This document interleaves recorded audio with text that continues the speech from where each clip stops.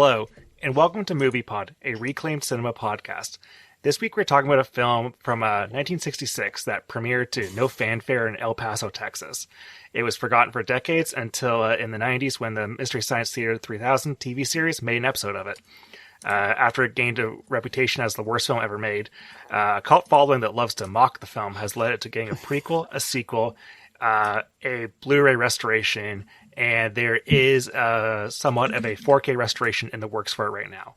We're talking about Manos, The Hands of Fate. I'd like to welcome back to the show, MLYP. How's it going, man? Hello. I regret giving you this as a suggestion, but dog. It's a tough one. Yeah, this was a tough watch. Yeah, because I watched the Mystery Science Theater 3000 episode a couple nights ago, and then this afternoon I watched on DVD just the movie without any of the riffing, just by itself. And it's a struggle. Yeah, it's a struggle. Especially when I found out some of like the behind the scenes pieces, like why the movie happened and where some of the actors ended up. It just got worse and worse the more I read, so I stopped reading. Yeah, like it's funny because like it's because like this movie isn't like Man's Hands of Fate. Like it was started off because the director Harold P. Warren, he knew the other screenwriter Sterling Silliphant, who was he won the Oscar for writing In the Heat of the Night. So like he had some like connections in Hollywood and like movie making business. And he hung around the El Paso like theater scene a fair amount. And they made a bet that like Harold P. Warren said like anyone can make a horror movie, and absolutely anyone can make one. It shouldn't be that hard to do. So he started like they made this bet, and Warren started writing the script like right away on a napkin. And for $19,000, this guy Warren was like a fertilizer salesman, worked in insurance. He got this movie together, and it's baffling. It's incredibly amateur, which is like it's insanely amateur. It is such a poorly made movie, and like it's funny because I think that when people kind of like quote unquote, they don't really reclaim this movie as a good movie, but I think it's more interesting to talk about the second life of this movie, where a movie that's completely forgotten 60 years ago has relevance now. Yeah, I think it'd be cool to start talking about how it's still kind of watchable today. Would be a great way to kind of get everyone in the vibe to this one. So I came across this movie in my kind of online job, right, which is doing internet history, specifically around Something Awful. And where Manos comes up is a Something Awful member is responsible for the Blu-ray restoration of it. So they found this movie on an eBay auction that no one had bid on, because who wants to ship and pay for 7 boxes of film print? Like film print is like so heavy, and imagine trying to ship a truckload worth anywhere. And so it had boxes of 16 and 35 millimeter film that had all lapsed into the public domain. This was from a distributor called Emerson Films, which is probably very familiar to anyone who's watched a lot of Mystery Science Theater 3000. There was a lot of movies in there that they saw. So they had movies called The Atomic Brain in 16 millimeter, Hamlet in 16 millimeter and 35 millimeter, and then 2 copies of Manos, The Hands of Fate in there as well. They made a very low ball offer. Manos, The Hands of Fate was actually called The Fingers of Fate on the work print, but obviously they changed the name, and they've picked it up and have done a massive job restoring trash, effectively. God bless them. It's, yeah, like it still looks exactly like you'd expect a 60s film to look, but it's actually kind of like not looking like you're watching it through a shower drain anymore, which is fascinating. But it has just some unique, it has all the unique choices that you'd think a man who's never made a film before or since. One thing that really stuck, because like I learned that the 16 millimeter they shot on the camera was like a hand cranked, and so they could only shoot like I think it was like 32 seconds at a time before you had to, you know, crank it again and get it rolling again. So like noticing things like that, like how like this film is just so poorly cut together. Like this movie is made by someone who has never really thought about the craft of filmmaking ever. No, there's lots of stuff here where one thing I just didn't figure out why the dialogue was all ADR'd. Was that the style at the time, or was that just a quirk of the production choice? I think it was a matter of they just didn't have like whatever cameras they had, didn't have the microphones or anything in place. They just had to do it all afterwards. Yeah, like had they invented on-set audio yet? Because one of the things of like rewatching old James Bond movies, which I've done recently, was like you could see when they invented certain movie techniques. Like, you know, about 3 James Bond movies in, they invented how to write a film. And then, you know, at one movie, there's like 4 underwater scenes because they've obviously just invented underwater photography. Yeah, Thunderball has such great sequences underwater. Yeah. Yeah. So I'm just wondering if it's like, you know, but I've taken extensive notes, and by extensive notes I mean I've just written my thoughts as they've come into my head in chronological order, and at least 3 of the opening 6 are what is up with the ADR. Yeah.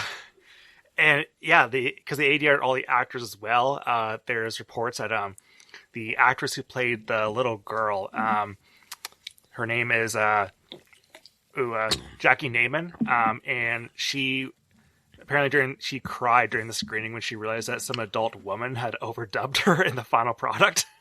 Oh, that was the little child, right? Yeah. Yes, I do have a note here saying, "Why does the baby sound old?" Yeah.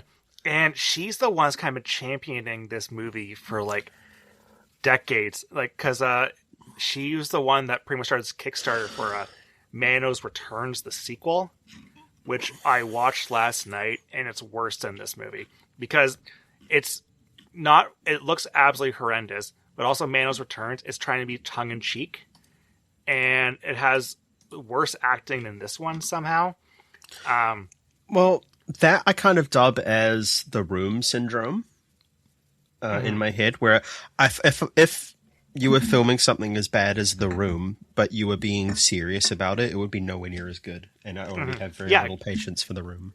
Yeah, because I did an episode on The Room, and I do have a lot of fondness for that movie, because that movie is made from a place of complete like that's the movie he wanted to make. He wasn't out to make a winky comedy. And I feel like there's a wave of Kickstarter movies like they made a Samurai Cop 2. There's been a bunch of movies in the 2010s that were kickstarted, and they of these kind of like cult movies, and they're all bad because they all try and like everyone's in on the joke because people are laughing at these movies are so bad they're good. So we're gonna make a so bad it's good sequel. It's like the reason why the Sharknado sequels don't work at all. It's because they trying to be in on the joke, yeah. Yeah, and say we want Manos the Hands of Fate. Like, this is completely Harold P. Warren's vision. This is the movie he wanted to make. He didn't have the ability to write a good screenplay, didn't have the ability to, direct actors, didn't have the ability to do anything, but, like, it is his movie. Well, before we started recording, you mentioned you didn't really have many plot notes. And there's not much of a plot in this movie. Well, one thing that stuck out to me right at the start was there was like a 5-minute sequence of the couple and their daughter just driving for no reason. And my thought was, were they meant to be opening credits there? Yeah, that's the theory, yeah.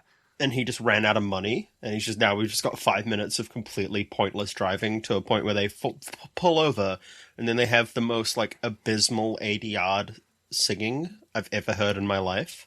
And the song is what's the song again? Is it Twinkle Twinkle Little Star? Twinkle Twinkle Little Star, and the mixing is awful. Like, I'm just going to slowly go down my list here of notes, I think. Smooth jazz in the driving opening scene was kind of nice. I kind of fucked with that music. Honestly, the music was not atrocious in this movie. I will give it that. Yeah. And then we get to what's with the random couple making out and drinking liquor. It's so funny. So, like, what happened, what I was reading with that is that this, he went to like some model agencies to find actors to play all the master's wives, and the one that plays the girl who's doing all these makeout scenes, she broke her foot, so she couldn't be part of all the wife scenes, but they still want to keep her in the movie. And so they added this little plot line here. And it's when I say a plot line, it's literally that they are making out in a convertible, and the cops see them 3 times. It's so weird. They just keep turning up. The ADR was not improving for that scene, is my next note. And then we get to kind of, I guess, the actual beginning of the movie where they're trying to get to a lodge of some description for a vacation, is what I've pieced together very badly. Yeah, the cops kind of, and like they're like he's speeding, so the cops pull him over. The cops are at the very periphery of this movie. You can kind of see why they have this couple making out if you want to remind the audience like that the police are a presence kicking around. But like, I don't think that Warren was really thinking this far ahead when writing this movie. The police being there or not being there has no bearing on the movie, aside from them going, "Did you see this couple?" That's it. That's the entire thing. Speaking of the couple, there's a DVD bonus feature called Hotel Torgo that came out for the 2004 DVD, and it has a Bernie Rosenblum, who is the guy who's making out the whole movie. Has this Hotel Torgo. It's him as well as some like film critic just talking about this movie.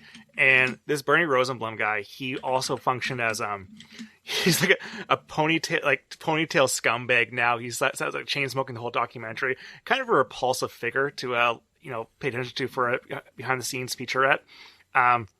Apparently, he also functioned as the assistant director, camera operator, fight choreographer. Says some very sexist things about getting all the cat fights going. But it seems like Harold P. Warren, because like is of course a very amateur production, like everyone was doing multiple jobs on the set as a crew member. The funny thing about this featurette is they try to say like he's the last surviving member of the cast and crew, despite the fact that the actors who play the mom, the daughter, and the master are all still alive. Yeah.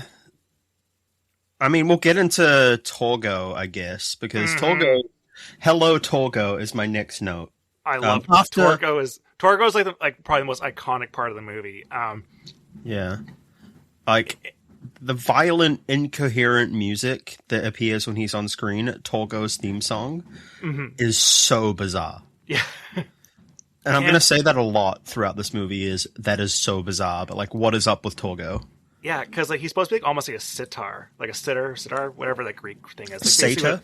Satyr, is that what it is? Yeah. Yeah. So he has it that kind of like supposed to have like the kind of like crooked legs and stuff. The goat legs, yeah, but he's wearing pants, so you can only just tell he's kind of just got fucked up knees. Yeah, and it was so the actor who played Torgo, John Reynolds, he killed himself a couple weeks before the premiere of this film. I remember because I first watched this movie when I was 16, watched the Mystery Science Theater 3000 of it. So this is like the mid 2000s, and the common way how everyone talked about Torgo in this movie is that the actor killed himself because of all the pain he got from the prosthetics or the braces for his legs in this movie. So like the extra quote unquote joke was that like this movie literally killed one of its own actors. But everything I've read since, that's just an urban legend. He had substance abuse issues already beforehand, suffered from depression beforehand. Yeah, like I'm like there's no real evidence either way. I don't the way he was walking just seemed like he was just kind of squatting and running around rather than prosthetics. He was wearing pants the whole time and looked like shit was stuffed in his knees. Yeah, it doesn't look like it's a very painful what he's doing. And then my next notes he reminds me of the Notice Me Senpai Notice Me guy, if you remember that meme. And there'll be some people listening who'll just like pop because of that, but it's like I don't know, notice me senpai, notice me. It just has the same like face and beard. And then they like for some reason they're like, we'll stay here in this creepy house tonight, Torgo. Yeah. Take our fucking luggage in, you little pervert. Yeah, it's so weird because Harold P. Warren, the director, he also plays Michael, who's like the dad of this family on vacation. Yeah. And he's like, all right, clearly disabled man, carry all our luggage in this house. We're staying here overnight. And then as he's walking to the car, it's like, boop, boop, boop, boop, boop, boop, boop, boop, and then it just stops mid-scene and then starts again. It's so weird. Not just like structurally bad writing, like the moment to moment, like the literal like cut to cut editing of this movie is awful. And it's here where you just kind of sit up and go, fuck, the whole movie, it just gets worse. Yeah. And Torgo kind of speaks like this. Master. He has a weird way of speaking, and it's the most entertaining part of the movie is Torgo by far. Yeah, he's interesting. My next 4 notes here are, don't film a black dog like that. It looks awful. There's the 2 couple black dogs in this movie. Yeah, because the family has their little black dog to bring with them. And, their little poodle. And it looks like shit on that old camera. It just looks like a black void. Yeah. And then my next note is, damn, R.I.P. the black dog. At least you don't have to film that one anymore. Yeah, so they at the house they so they decided to stay overnight at this place because it's quote unquote getting dark out, despite the fact that it's clearly like noon and very bright. Yeah. And this place doesn't clearly have a phone, and so they have to and like the mom is kind of like, I don't want to stay here. Torgo's even like, I don't want you guys to stay here either. But in the house they find this painting of the master and his dog. The master in his fuck-ass hand jacket and his giant black dog. Yeah, I saw you posted a photo on Blue Sky of his robes with the hands on it. So it's like he's just like a white guy with black hair and a mustache, and he has this like big black robe that opens up, and it's red hands that are on like almost like are on the outside of it. Like he does have that shit on. Is what I'm on about. Yeah. Like the cloak kind of rules, and it's the kind of thing you'd see at like a Hot Topic in 2026. Yeah. Honestly, for the 60th anniversary, they should have the Master's robes on sale at like Hot Topic or Spencer's Gifts or something. I would buy it. I would wear that weird ass robe. But they're spooked by the painting for sure. They're spooked by the painting and want to leave, and Torgo's jacked their shit and doesn't want to let them leave. Not necessarily. Torgo's just like, I just don't want to carry your bags out again, you lazy bastards. Yeah. My next notes are all Torgo related. Sorry, first, it's the baby sounds old because she was overdubbed by an adult woman, which is strange. Like, they have a toddler, like a 2 to 3 year old toddler, whatever. I like, think it's a she's small supposed to be child. 6 in the movie. She looks small. Like, yeah, I can't tell how old kids are. Neither can I, but like this child sounds like an old woman. And then my next, and we'll go through, I think this kind of sums up most of it. Damn Torgo, jack your shit. Damn Torgo's a pervert. Let Torgo have a wife. Torgo wants this guy's wife. Yeah, so as Michael's investigating outside, trying to find the dog, dog's name is Peppy. So he finds Peppy the dog, and Peppy's dead.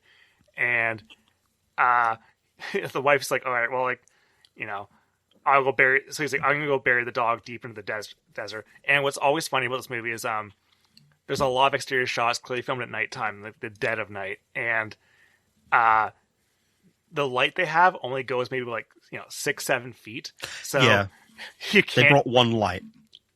They have one light, so you can never see anything at all. And anytime they try to, do the desert, any scenes, like, it's clearly, like, when the cops are doing some investigating at one point in time, like, they literally like, walk, like, 3 feet ahead, and like, well, that's all we can do. Like, it's so strange. Like, the next, like, editing here, because it says the shot-to-shot editing here is diabolical, is, I believe we cut very, like I said, we can't see shit because he's outside. And then we get to what we're told later is a tomb. Yeah.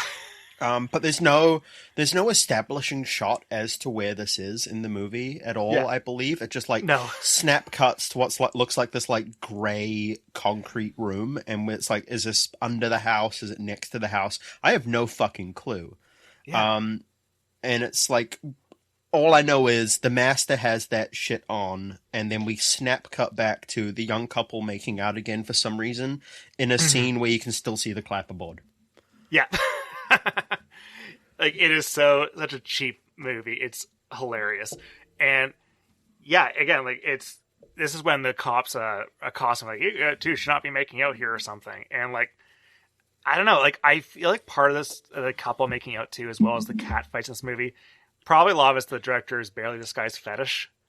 Yeah, there's at least 2 cat fight scenes. Yeah, which is crazy. And like you can imagine, I can see this, like, you know, all these '60s movies of like, you know, like there's all these like teen beach movies where like, you know, people are at the beach a lot, and like there's usually some rock and roll band playing and such. So you can imagine maybe they're like, oh, this is some like sex appeal or some ways to get teenagers in with the movie. I think it's funny because like these couple make on the cars like constantly being described as teenagers with every like, you know, article I read online. But of course, teenagers in the '60s, they look like 30 years old. Yeah, they hadn't invented like skincare and drinking water. So like these children had been like out in the sun for 12 hours and drinking from the hose. Yeah. One of my favorite things about Star Trek the original series is like every time like an ensign dies, it's like some Irishman who looks like 40 years old, and like Captain Kirk be like, oh, like Captain O'Reilly, he was just a kid. Like he looks 50. Like I love how old people look in the '60s. Yeah, we get a lot of that. And there's a lot of that in James Bond when I was watching. It's like not Pierce Brosnan. Even Pierce Brosnan look old, but like Sean Connery looked fucking ancient because he'd grown up smoking cigarettes from the age of 3. Mm-hmm. And he's like, what, like in his like early mid 30s when he starts off in Dr. No? Like he's like, but he looks a lot older.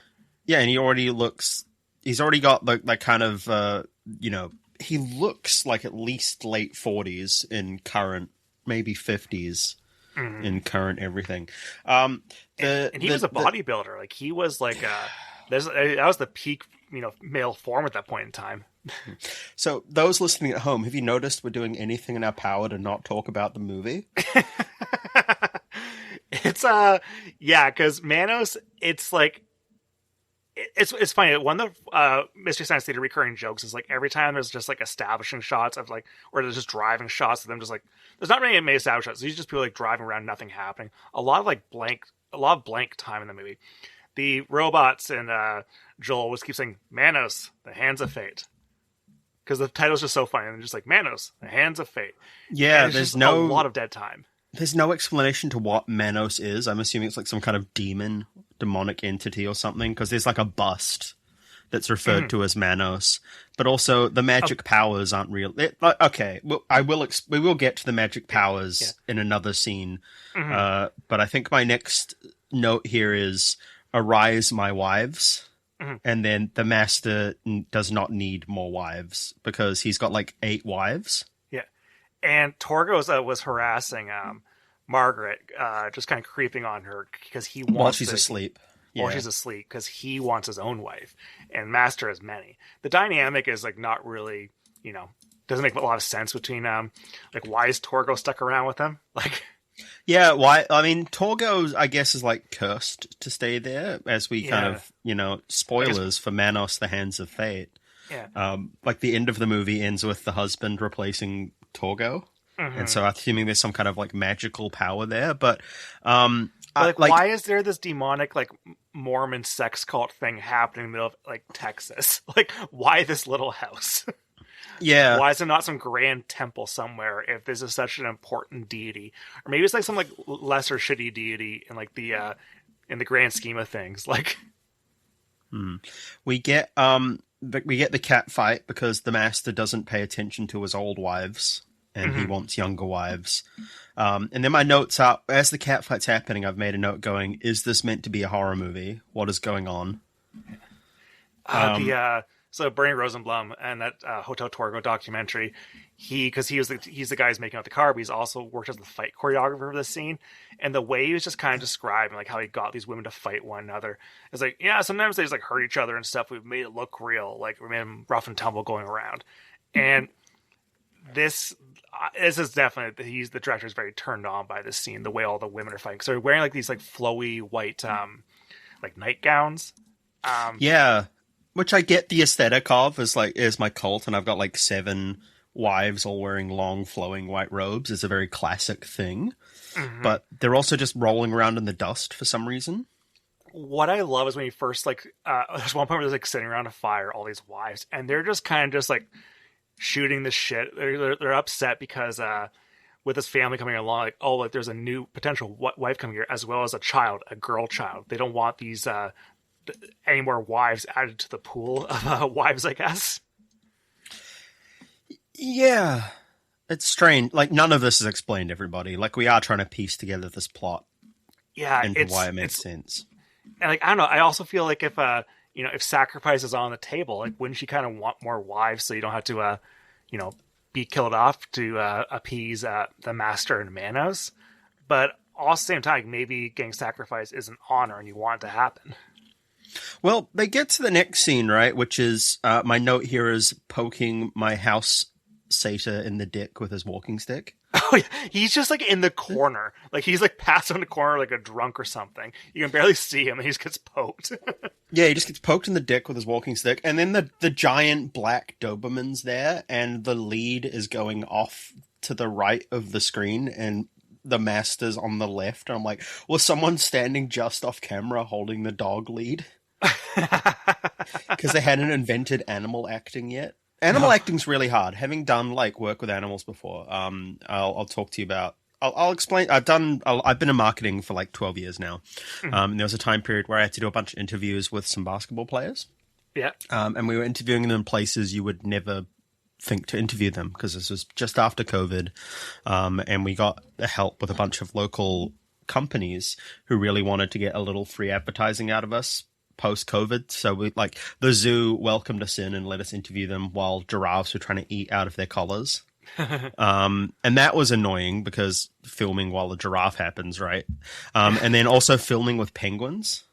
Oh my god. And so like we're in a penguin enclosure. And so there's this penguin and we were told don't let anything dangle. And so I had this fucking headphone jack off my camera into my ears so I could hear the audio because I was doing sound and filming. Yeah. And there's just one penguin at my feet going, that's fucking mine, bro. The whole time. And it's like, bud. And it's like, so just animals don't act. So like this Doberman's just standing there for no reason. So did the penguin did it end up trying to eat your microphone, or was it just like really pissed off at you for not sharing? It was desperately following me around trying to get a bite of my headphone cable. That's kind of cute though. It loved dangles. Apparently that was its favorite thing, was just something dangling. It would love to like follow them around. I don't know. Like they all have their own personalities, right? And they're like, watch out for Jim. I can't remember his actual name. But they're like, they pre-warned me about this penguin. Yeah. I hope you got some photos of you with the penguin. That's pretty awesome. Yeah, I probably do, but it's also like 8 years ago. There's like, not 8 years, but it's like 6, however many years COVID was. Time isn't real. Yeah, time's an illusion. Yeah. You have failed us, Torgo, is a note. So the master's like, I know you're perving on my wife.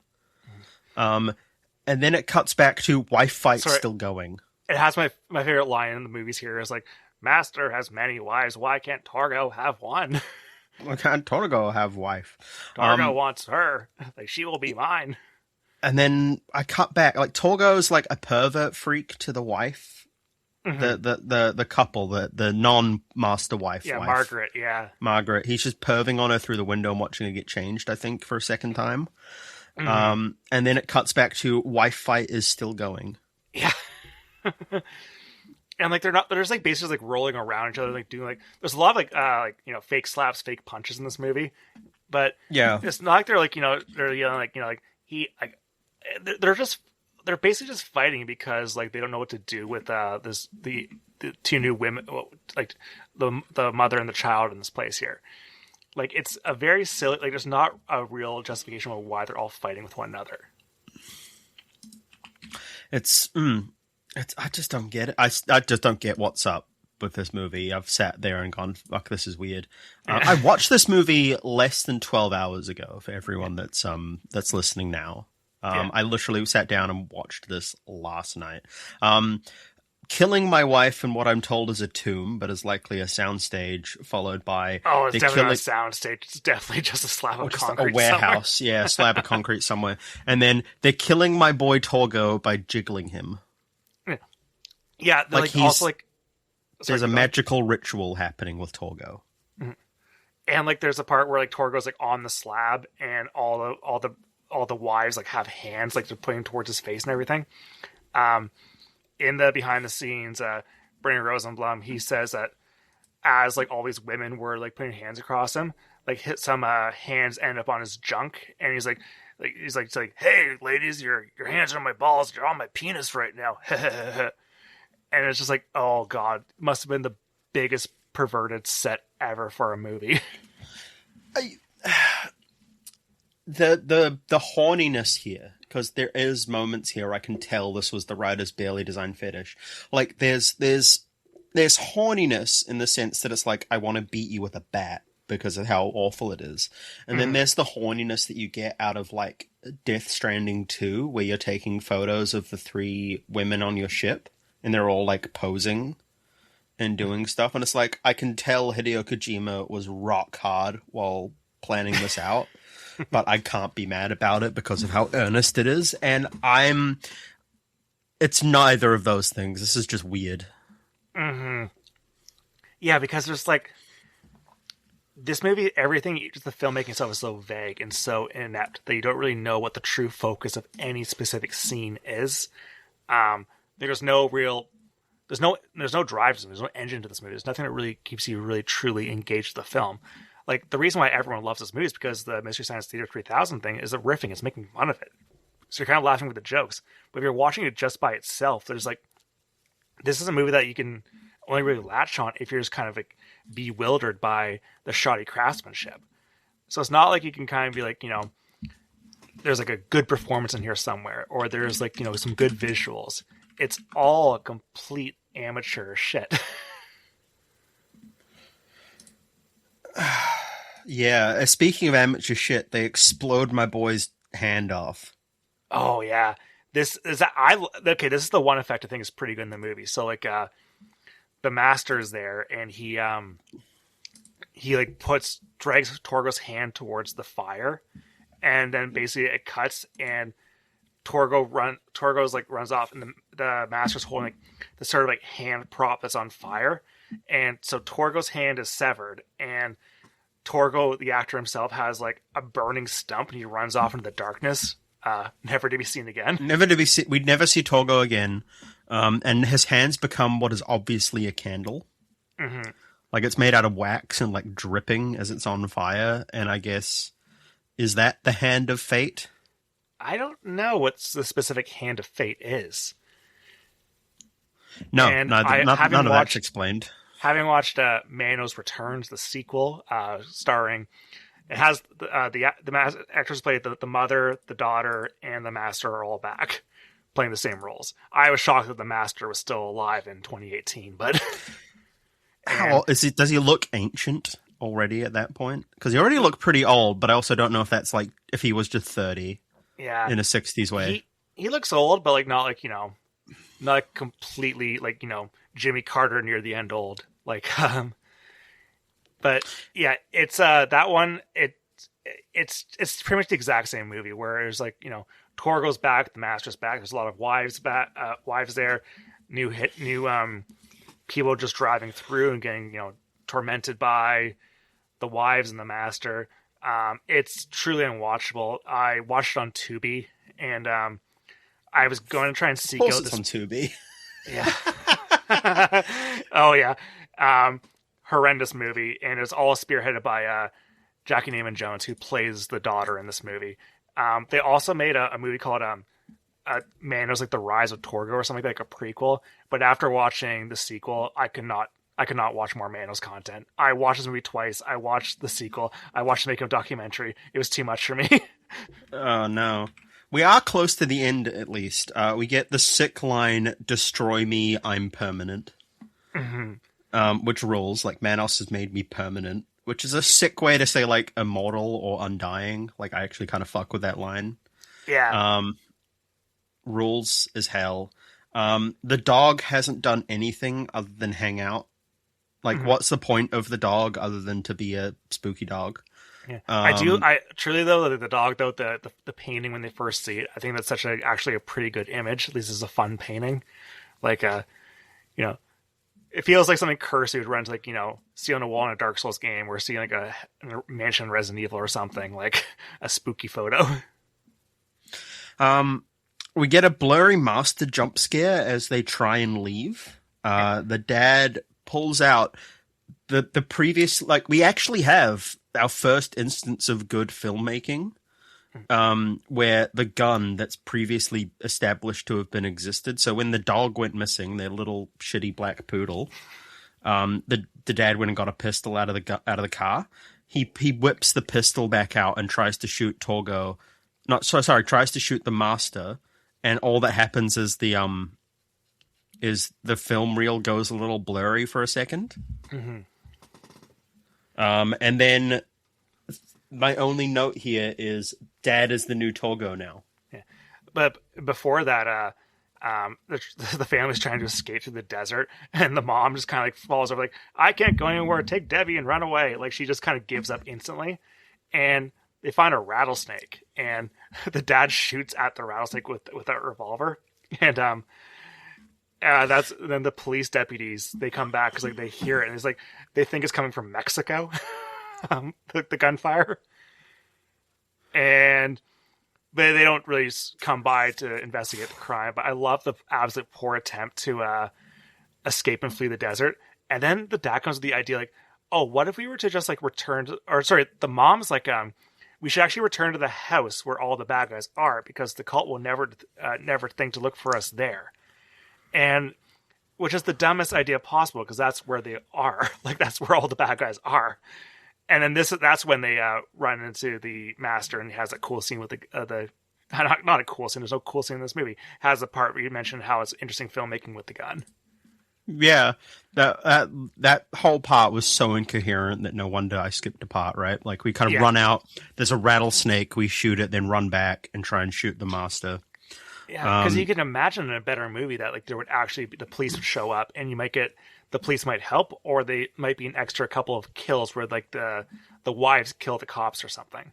Yeah, where they get jiggled, like they jiggled Torgo, where they just kind of like gently rubbed his chest. Might have been actually kind of comfy for Torgo, at least the actor. But yeah, like, this movie is like only 70 minutes long. You can absolutely see like a version of the movie that's like 10 minutes longer, and actually gets the cops involved with the movie, or gets something. I don't know, because it's a movie like, can you fix Manos the Hands of Fate?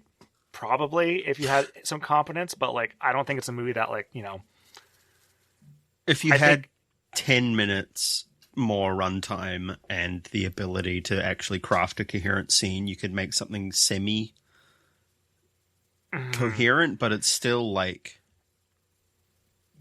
if it was coherent though, we would not be talking about this movie, because like it would not have this reputation of being as bad as it is if there was a sense of any coherence. Yeah. My last note here is, God, this movie sucked. Yeah. So to like wrap up the story, so like so after we see him shoot at the master and fail, we cut to a couple of women who are they're driving the convertible, and it's starting to rain, so to put the cover up on the car. They're driving, trying to find some shelter somewhere. They pass the couple making out again. So seemingly they've been making out for about 24 hours on the side of the road. God. Like, what's so funny about that is like, so like this family, they pretty much get themselves killed effectively, because like, oh, we can't, we need someplace to stay overnight. Meanwhile, this couple is able to spend an entire day being harassed by the cops, just making out, and totally just survive with no problem at all. Like, it's not like they're living in a very dangerous place. It's not like they're living like, in a Mad Max apocalypse where they had to get shelter this desperately. Yeah, you could have just turned around. Yeah, or just driven through the night. Like, you have headlights in your car. Yeah, I mean, the car stopped working, but also it stopped working after you just pulled over for directions. Yeah, you could have just like turned around. Yeah, it stopped working when they visited like Torgo's little house there. Yeah, like, I mean, yeah, magic could have been at play, but there's no not even like a 2-second acknowledgement of the master using his master powers to like stop their car or something, right? Yeah. Which would have fixed that part. Like, you just add like 4 seconds of something coherent to almost each scene, and you'd have a good movie. But then you wouldn't have Manos the Hands of Fate. Yeah.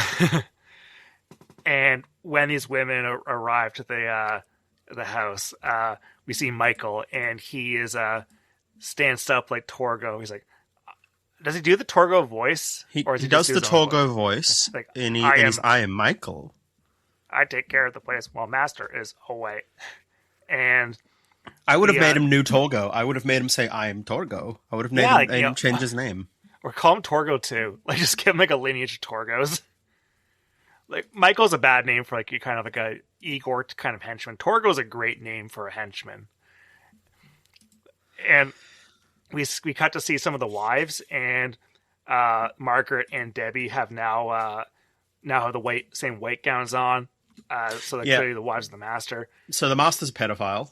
Yep. As established. Not just that, but the actor who plays the Master is the father of the actor who plays Debbie the kid. Ah. Yep. Ugh. So he marries his daughter in this movie. Awful. And she spent the rest of her career trying, like, hey, let's get Manos back. Let's get some more movies. Let's get me back in it because I want to be married to my dad again in a movie. I guess one question that has come through to me on Blue Sky was, do you think someone made the cape first and then wrote the movie around it? Maybe he already had it. Maybe it was some sort of sex cult thing he already had and then made the movie around it. Yeah, because the cape fucking rips. It's like the one good part of the movie. It's an actual inventive design. So, like, yeah, but like beyond that, like, there's not much here visually. But yeah, like, I can absolutely see, like, we had a cool robe. Let's make a movie around it. Because, like, I don't know, like, why do you pick this hands imagery a lot? Like, there's not much hand related in it. Like, I guess what I say the original title was, it was like Fingers of Fate. Fingers of Fate, yeah. Yeah, which, like, I don't know, maybe it came with that title, then came around the robe there. But the robe is the most interesting visual thing. It makes the Master, like, you can tell he's a villain right away. You can tell he's kind of devious just because the robe is so outrageous. It's I keep coming back to it. It's like, fuck, dude, this was awful. This sucked. Yeah, and it's funny because, like, the Mystery Science Theater 3000 episode, like, they even joked during the episode, like, this is the worst thing we've come across by far. Like, they apologized even during the episode. And I think they still say to this day, like, that Manos is the worst film they ever riffed. And, like, I actually know there's a couple movies that I hate more that they've covered, like Night Train to Feed on Monday, Red Zone Cuba. Those are worse. And EGOT, I think they're movies I find more irritating than Manos. But when it comes to pure, just a lack of craftsmanship and technical ability, I think Manos is, like, one of the worst movies ever made. Yeah. I think it's abysmal. I've not seen worse. Yeah, I've seen a couple worse, but, like, they're so damn obscure. Like, they just, like, some things I found during COVID and stuff made by, like, men's rights activists and stuff. But, like, yeah, you kind of have to go a bad political, like, Lady Ballers is a bad movie.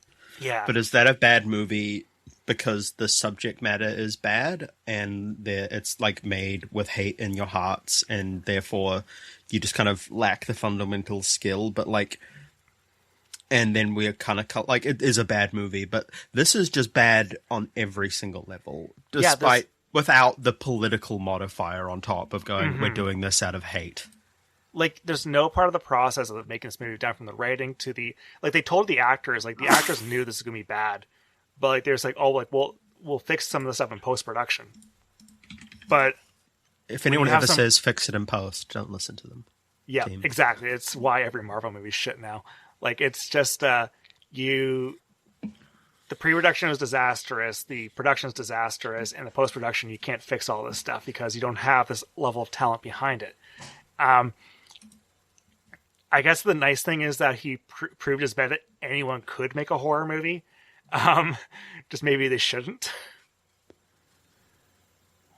It got, like, it premiered at a theater in El Paso, Texas. There's no box office information on this movie at all. Like, there's, like, because this movie probably made nothing. And even to this day, like, the way that Mystery Science Theater would find its movies, like, they would just, like, contact these rental places or, like, renting movies to, like, a TV broadcast, and, like, Manos was on like a catalog. It was like $20. You can like rent this movie to air on your TV station, and they just got a box of these movies. And is it TV's Frank from Mr. Science Theater? He found like just was going through all these tapes and everything, and just found this one movie and was baffled by it, and just like made an episode about it. And I was like, it's funny because like out of like the hundreds, a couple hundred Mystery Science Theater 3000 episodes, like I feel like this is the one that got a real second life because of it. Because there's been like better episodes of Mystery Science Theater 3000, but like this is a mix between like a very obscure movie that was able to get some eyeballs on it, and the fact that they made multiple more movies after this. And we can talk about the restoration a little bit too, because you mentioned it's something awful that is doing it.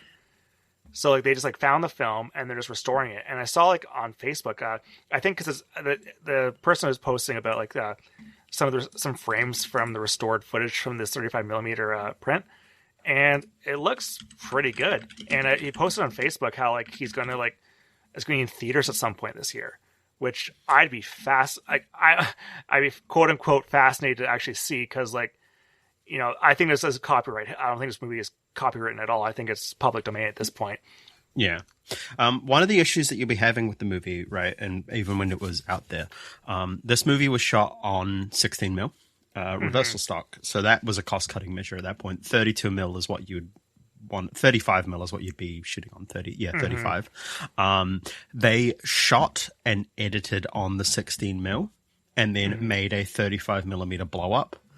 And then that was an into negative. So they'd shoot on 16, blow it up to 35 as the negative, and then turn that negative into a theatrical print. So by the time you were even watching it in the theaters at that point, you were watching a copy of a copy.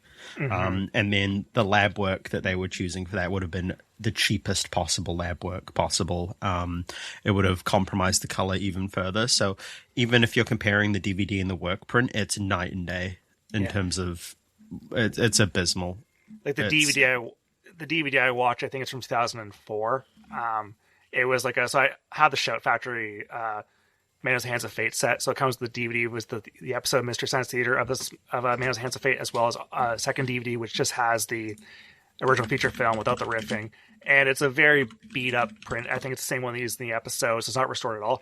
But if you go to the Wikipedia page for Manos Hands of Fate, they have embedded the restoration for the 2015 Blu-ray release on the website itself. So if you want to watch Manos Hands of Fate, a decent quality version of it, just go to Wikipedia, and to the side of the page, there is the full 70-minute movie. It's also on YouTube, which is crazy. I've found the budget of the film as well. So it was shot with a budget of $19,000 in 1960s. So in current dollars, that is $211,000 US. Which is like, it's not bad for a feature film, but like, you know, it's cheap, but like not that cheap. You can probably if you were filming a cheap film, that would, and you know, it took you a week to film everything. There's nothing here that would take you longer than a week to film, right? This is like a quick. There's 3 locations. They shot in the town for one day. They shot the house, and then they shot wherever they shot the temple. That was it. There was 3 locations in the whole fucking film. And then I guess wherever the couple were making out, but that would probably just be in the fucking driveway of the house. If we're being real. And also the actors weren't paid. They were promised the cast and crew were promised a share of the profit of the film. So this would cover like camera rental and some lighting, and then however much you'd want to pay if you're editing to do. You know, I'm not like, that's fine. That's an ish amount of movie. Abysmal is where we're kind of going, unfortunately, team. Yeah. It's funny that Manos is just like, the second life is fascinating, but like it's considered one of the worst movies of all time for a clear reason. And the way that people are enjoying this movie is laughing at it, also kind of appreciating some of the, you know, it's hard to make a movie, and movies like this kind of make you realize, like, okay, like, here's why a lot of these movies kind of fail. You don't have any technical experience how to make one of these movies. And I don't know. I kind of like mixing in watching a lot of bad movies. Like I saw Singing in the Rain yesterday in the theater, and looking at that movie, which is like an all-time masterpiece, and then compared to Manos Hands of Fate, it's like, okay, like there's a wide range of cinema out there, and it's tough to make a movie, and you can kind of see how having some experience and some knowledge on how one is made can make it just even a little bit more watchable. And Manos is one where if you're trying to watch it completely raw, like trying to raw dog Manos, it's a very tough task that I don't recommend doing. I think we're lucky that it's only like an hour and 10 minutes or whatever. Like it's not a long movie. I found it a very tough watch. Mm-hmm. Yeah, and what's funny about the end credits when it says "the end?" question mark, as if he's going to make a sequel to it. Yeah, thank God. Thank God it flopped. You're not Steven Spielberg. Yeah. But yeah, so like, yeah, because you mentioned you were interested in, like, we can cut this out if you want, but like you mentioned doing a video on the restoration of it. So you have any more interesting information about the restoration? I am kind of thinking of talking about it, but one of the things that kind of makes it hard to talk about the restoration is the fact the movie's bad. It's abysmal. Mm-hmm. It's awful. That's kind of the big one is figuring out exactly just how like cheap they made this movie. Like that was the big part, was like they shot it on the cheapest possible film stock, and by the time it even hit theaters you were through 2 photocopies, and that's just like, damn, this thing was cursed from the start. Mm-hmm. And it's interesting though that like you have the people who are able to restore it now, and it's something that like I find the restoration process fascinating. Like, I love Vinegar Syndrome as a boutique label who like restores a lot of the kind of exploitation movies, and you can put like a lot. You put a lot of care into like, these old, like, some old beat up prints and make them actually look pretty damn good. So I'm glad that people are restoring this movie for the sake of restoration's sake. Like I'm never gonna buy a Manos Hands of Fate 4K Blu-ray. Probably, I think I'm satisfied with my DVD of it. I think I'd buy it as like a bit if it was cheap. As a novelty, yeah. As a novelty more than anything else, but it's like not a good movie, everybody. No. Like it's like something like The Room. Like I truly have a blast watching it because I think there is something so unaware about him as a filmmaker where like I think it's the most honest portrayal of toxic masculinity out there because he's so oblivious to what he's doing. And even it's like something like a Plan 9 from Outer Space. I remember the big debate in the early 2000s, like what's the worst movie of all time? Usually people settled on either Manos Hands of Fate or Plan 9 from Outer Space. I think Plan 9 from Outer Space is a lot more creative of a movie. Has a lot more ideas. It's ineptly made too, but like it has a lot more nuggets of ideas in it compared to Manos Hands of Fate, which is kind of just nothing of a movie that is it drags. It really drags too, which is the biggest problem. How do you drag on a movie that's only just over an hour long? I know, right? It's baffling, and a lot of it's just like people driving from point A to point B. The ADR is awful. The acting is just not there at all. Like this is a guy who's just not meant to. Maybe he could have made a better movie with some better, down the line. But like I don't think he made a movie again because like of the reputation of like. No one cared about the first one, and then it goes obscure for decades. Like no one thought it was a movie until a couple guys from Wisconsin or Minnesota decided to make a TV show about it. Dog. What a fucking great way to finish the episode is just me just going, fuck, this sucked. Yeah. So any final thoughts on Manos the Hands of Fate? Fuck, this movie sucked. Yeah, this is going to be a shorter episode than usual just because there is not much to talk about beyond what we already have. Like, we talked about the fandom, we talked about the plot, we talked through the plot exhaustively. There's no other plot to talk about. Yeah, there's no, this is a great technique. They did some really cool shit with the lighting. No, this sucked. If you haven't watched this, grab a beer and watch it and you'll probably hate it. Watch the Mystery Science Theater 3000 episode of it instead of watching just the movie pure. Thank you for having me on. Yeah. Thank you so much for joining me. Anything you want to plug? Now you can just check out my YouTube channel. I've been a little quiet on there recently just because of some personal stuff, but I am working on a very long video about the history of 4chan, and that'll be my next one out. The script for that is probably as long as Manos, the Hands of Fate. It's going to be coming in at about an hour long, which is going to be quite a lot of work. Even just to record the voiceover for an hour long video is crazy. And then you got to edit it back in and do all the other stuff. So I'm working on that slowly in between my day job, getting really busy. But, we'll get there. I also want to give a shout out to your design work you've done for the merch store, some merchandise that Kill the Computer selling on their website now. Oh, yeah. Yeah, that was cool. I just kind of went, hey, I'm doing these for the episode and just threw them at Caleb and June. They're like, fuck yeah, let's do it. There's plans to do seasonal drops for those, I believe. So like every couple of months there'll be some new stuff coming in. They look really cool. So there's some other ideas I've got. I keep threatening the Peter Hole shirt. So that's there. It's, anyone who hasn't heard of Peter Hole, it's Peter Griffin with his bungus out. And then I've got some Bonzi Buddy stuff. Like it's all that kind of shitposty early 2000s internet references that anyone in the age of about 35 would really enjoy wearing. Oh, I remember Bonsai Buddy, and that's exactly my age. Hell yeah.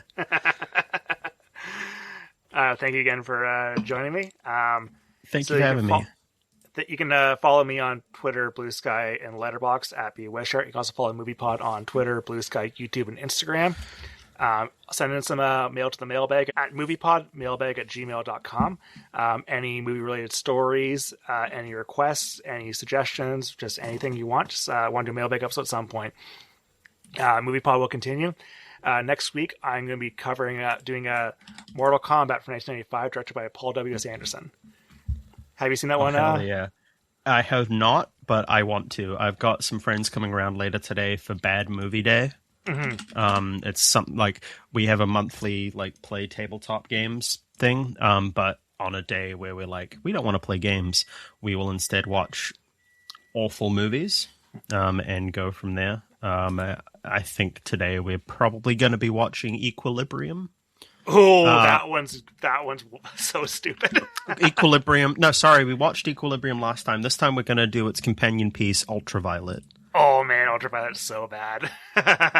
So we've got a lot to go through. We've done V for Vendetta. Like last time we did Equilibrium, V for Vendetta, and I believe Underworld. This time it's Ultraviolet and Aeon Flux, and I've got to, I might have to rope them into watching Jupiter Ascending or something. I think Jupiter Ascending is kind of fun. It could be worse, I think is the vibe. But thank you for having me. I'm sure I'll come on at some point in the future to talk about my excursion through what I'm currently doing in my free time, which is making my way through the Vin Diesel cinematic universe. Yes. So I'd love to come back on and talk to you about my time watching all of this. Yeah. Because I have been. Well, let's find a time later on to find a Vin Diesel movie to cover. Hell yeah. All right. Thank you so much for joining me, and take care.